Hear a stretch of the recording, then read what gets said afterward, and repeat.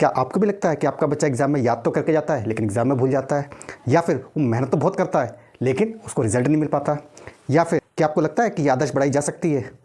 Toppers ऐसे कौन सी technique use करते हैं जिससे वो हर साल टॉप पे टॉप मारते रहते हैं और हमारा बच्चा एवरेज बन के रह जाता है? क्या आपको भी लगता है कि फ़ोन, डिस्ट्रैक्शन या स्ट्रेस आपके बच्चे की एजुकेशन की क्वालिटी को कम कर रहा है? अगर इनमें से कोई भी सवाल का आंसर हाँ है तो ये वीडियो आज आपके लिए है। हेलो स्टूडेंट्स और उनके पेरेंट्स, कैसे हो आप सब? आई होप आप सब अच्छे होंगे। तो पेरेंट्स, मेरा नाम है अमरीक सिंह। मेरे को पिछले 22 साल से टीचिंग का एक्सपीरियंस है और पिछले 22 सालों में मैंने यहाँ पर टॉपर्स भी देखे हैं और फेलियर्स को भी देखा है और उनको बड़े ध्यान से उनको स्टडी किया है कि वो किस तरीके से, क्या पैटर्न है जो टॉपर्स में सिमिलर पैटर्न दिखता है जिसकी वजह से वो टॉप मारते रहते हैं। तो चलिए, आपका और समय ना बर्बाद करते हुए अब सीधा चलते हैं अपने वीडियो की साइड।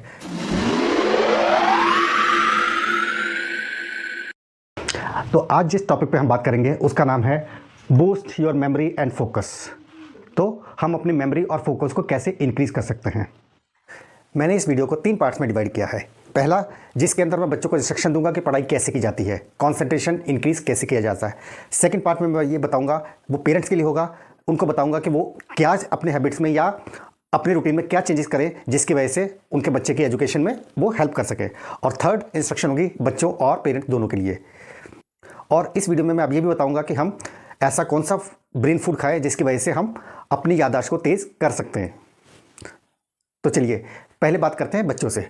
बच्चों, आपको जब पढ़ाई करते हो तो आपको एक चीज़ का ध्यान रखना है।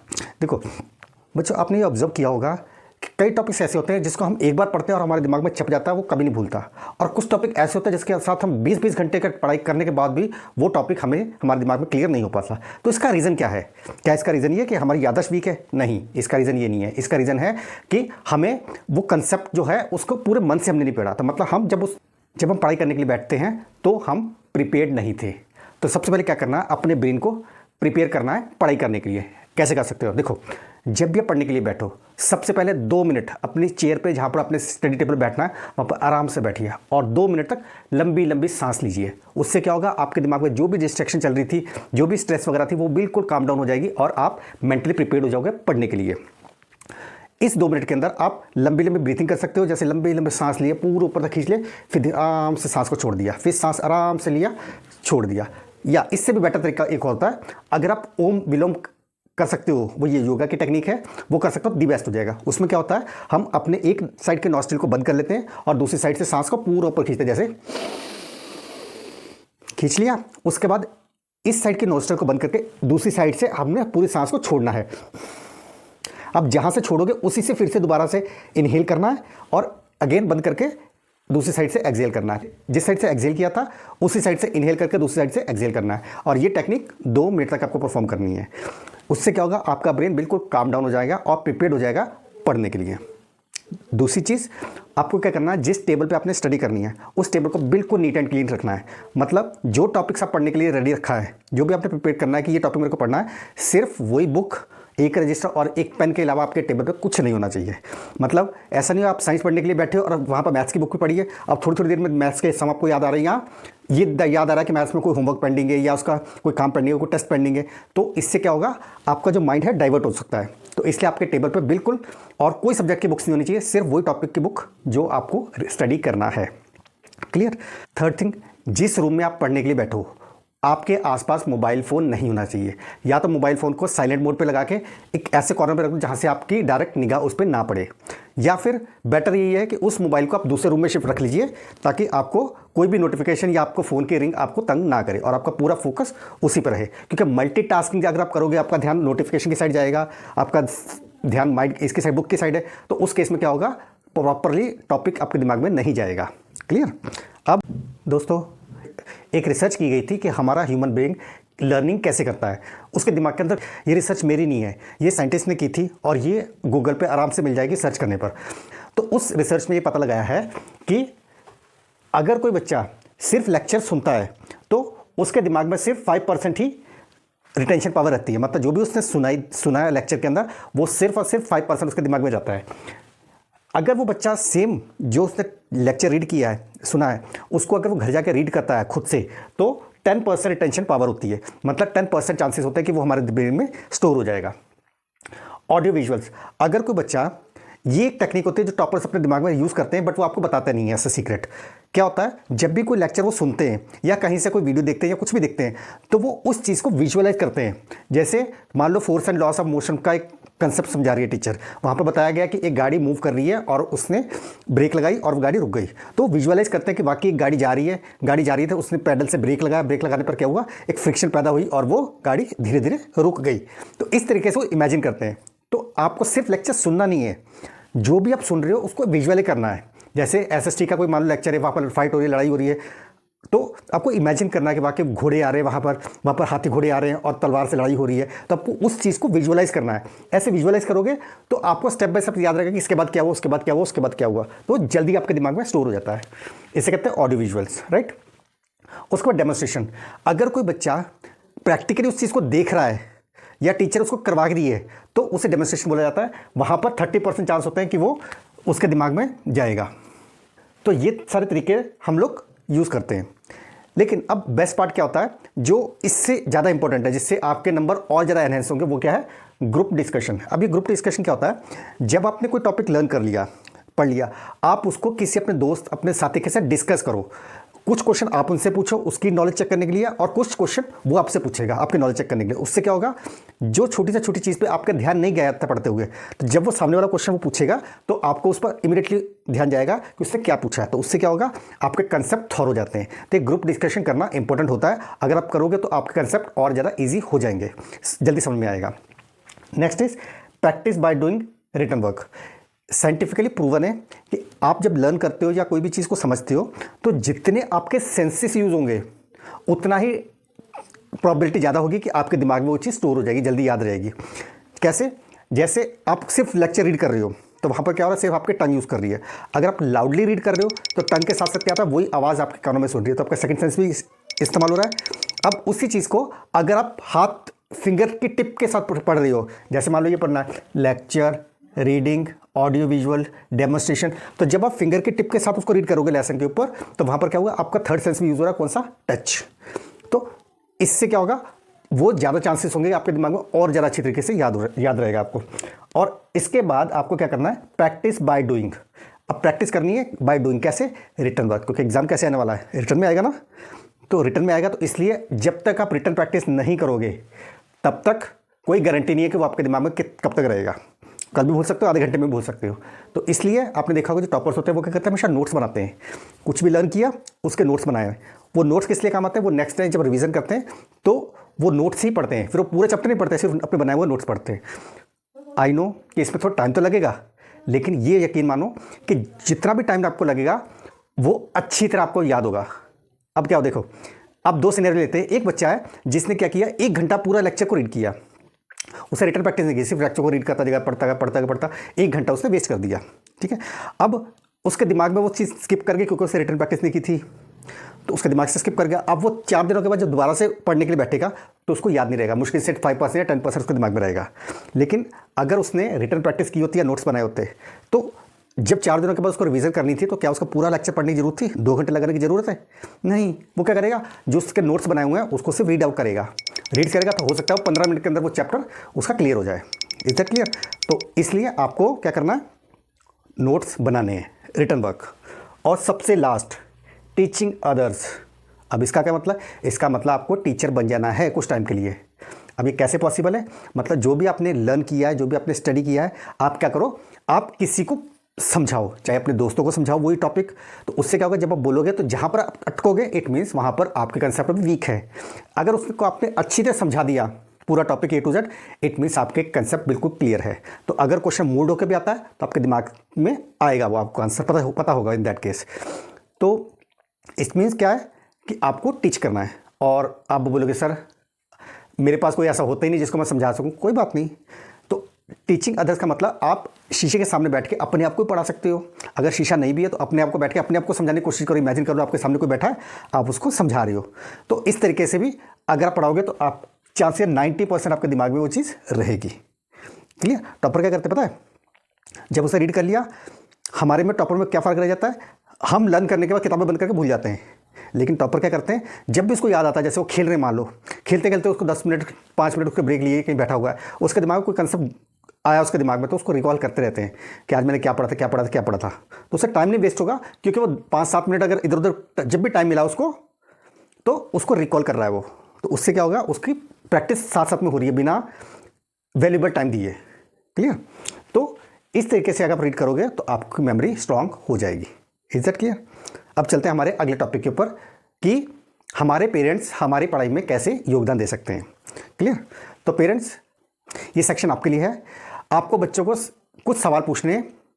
जैसे जब बच्चा स्कूल से आए तो आपने बच्चों को रोज पूछना है, बच्चे आज आपने टीचर से कौन सा क्वेश्चन किया, मतलब आपने टीचर से कौन सा क्वेश्चन पूछा। अब इसका क्या मतलब है? इसका मतलब कि आपने बच्चों को एनकरेज कर रहे हो कि आप क्वेश्चनिंग ज़्यादा से ज़्यादा करो। जितने ज़्यादा क्वेश्चंस आपका बच्चा टीचर से पूछेगा उतने उसके कंसेप्ट क्लियर होते जाएंगे। तो आपको एनकरेज करना अपने बच्चे को कि वो स्कूल में जाकर टीचर से ज़्यादा क्वेश्चंस पूछे। हो सकता है स्टार्टिंग में आपके क्वेश्चन, बच्चे के क्वेश्चन अच्छे ना हो, वो सिली क्वेश्चन पूछे, कोई इशू नहीं है। धीरे धीरे जैसे जैसे उसको प्रैक्टिस बढ़ती रहेगी, उसको पता चलेगा कि वैल्यूबल क्वेश्चंस कौन से होते हैं और उसको किस तरीके से पूछा जाता है। इससे क्या होगा, उसकी नॉलेज बढ़ती रहेगी और एक क्यूरियोसिटी होगी कि नहीं, आज मेरे को मम्मा ने पूछना घर जाके कि टीचर से मैंने क्या पूछा। तो इसलिए वो नेक्स्ट टाइम जब क्वेश्चन टीचर से पूछेगा तो वैल्यूबल क्वेश्चन पूछेगा। तो आपको बच्चों को एनकरेज करना है कि the more they ask the more they learn. जितना वो पूछेंगे टीचर से उतना ही वो ज़्यादा वो लर्न करेंगे।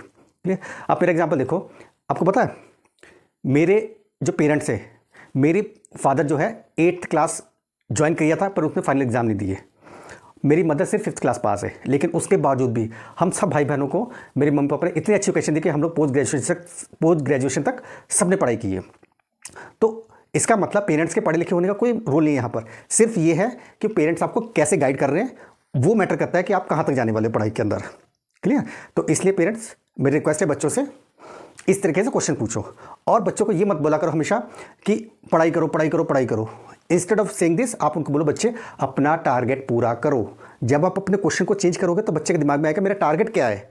वो सोचेंगे एक सेकंड के लिए कि मेरा टारगेट क्या है, क्या मैंने कोई टारगेट सेट किया भी है, नहीं किया। अगर नहीं किया तो बच्चे के दिमाग में आएगा नहीं, मेरे को कोई टारगेट सेट करना है कि मैंने क्या लर्न करना है और कितना लर्न करना है। तो टारगेट सेट होगा तो बच्चों को क्लैरिटी मिलेगी उसको करना क्या है। क्लियर? तो आपके बच्चों को ये पूछना है कि आज आपने अपना टारगेट पूरा किया, तो इस तरीके से क्वेश्चंस आपने बच्चों से पूछना है। Is that clear? तो अब चलते हैं कि ऐसे वो कौन से काम हैं जो बच्चे और पेरेंट्स को साथ के मिलके करना है। वो क्या है? पहले अपना टाइम टेबल सेट करो। ऐसे नहीं पढ़ना कि कभी सुबह पढ़ रहे हो, कभी दोपहर को पढ़ रहे हो, कभी शाम को पढ़ रहे हो। तो आपको पढ़ने के लिए एक फिक्स टाइम फिक्स करना पड़ेगा, हमारे मेंटल दिमाग में बिठाना पड़ेगा कि ये टाइम मेरे पढ़ने का है, ये टाइम मेरा खेलने का है। तो आपस में डिस्कस करके आप फिक्स टाइम करो कि इस टाइम पे आपकी पढ़ाई होगी और इस टाइम पे आपका खेलना होगा। क्लियर? और बच्चों, पढ़ना कौन सी टेक्निक से है, अब मैं आपको टेक्निक बताने वाला हूँ। जिस टेक्निक से आपने पढ़ाई करनी है उसे कहते हैं पोमोडोरो टेक्निक। पोमोडोरो टेक्निक एक इतनी पावरफुल टेक्निक है, इस टेक्निक से आप घंटों पढ़ सकते हो बट फिर भी आपका दिमाग एग्जॉस्ट नहीं होगा। तो टेक्निक क्या कहती है? टेक्निक कहती है कि आपको 25 मिनट की पढ़ाई करनी है प्लस 5 मिनट ब्रेक। तो 25 मिनट की फुल फोकस के साथ पढ़ाई करनी है, उसके बाद 5 मिनट की ब्रेक लेनी है। उस 5 मिनट के ब्रेक के अंदर आप गार्डन में चले जाओ, बालकनी में चले जाओ, छत पे चले जाओ, तो आपको वॉक करना है 5 मिनट के लिए। क्लियर? उसके बाद इस 5 मिनट के अंदर क्या होगा, आपका माइंड रिचार्ज हो जाएगा। अगेन 5 मिनट के ब्रेक के बाद दोबारा से आपको फिर से 25 मिनट की पढ़ाई करनी है, अगेन 5 मिनट की ब्रेक लेनी है। तो ऐसे करते आपने 4 सेट लगाने हैं।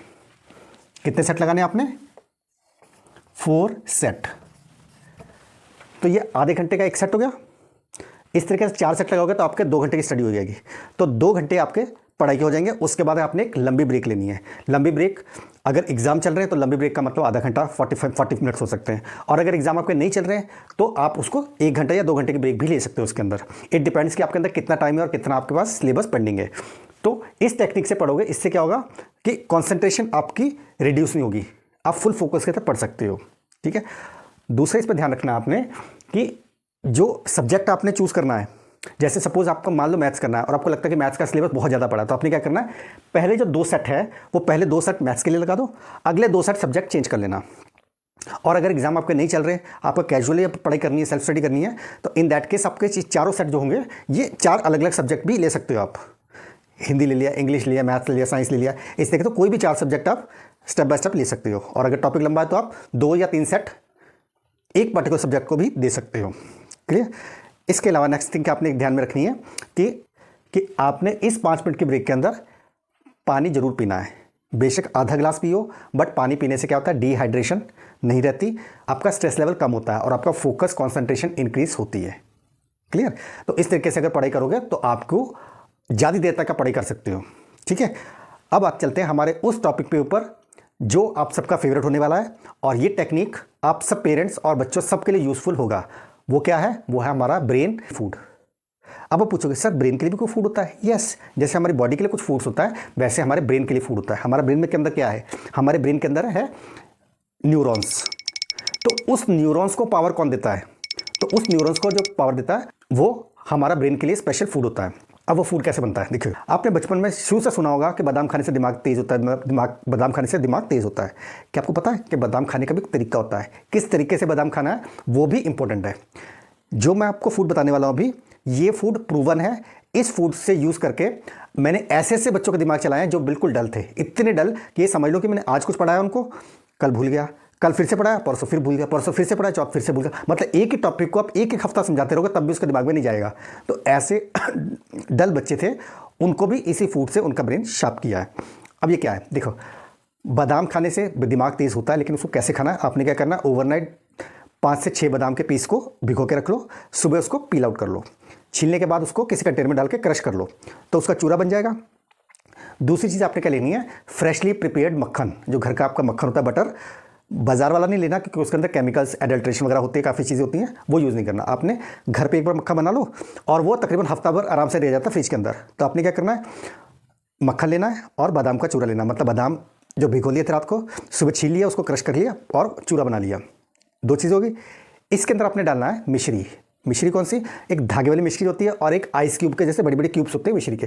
क्यूब्स वाले नहीं लेनी क्योंकि उसके ऊपर क्या होता है, पॉलिश चढ़ाने के लिए एक अलग केमिकल यूज़ किया जाता है, तो वो हमारे ब्रेन को डल करता है, तो वो नहीं लेना। आपने जो धागे वाली मिश्री होती है, आप किसी भी करियाने की शॉप पे जाओगे तो उनको बोलोगे धागे वाली मिश्री चाहिए, दे देगा। वो उस मिश्री को पीस लेना है, धागे को निकाल के फेंक देना, उसको कंटेनर में डाल के रख लीजिए।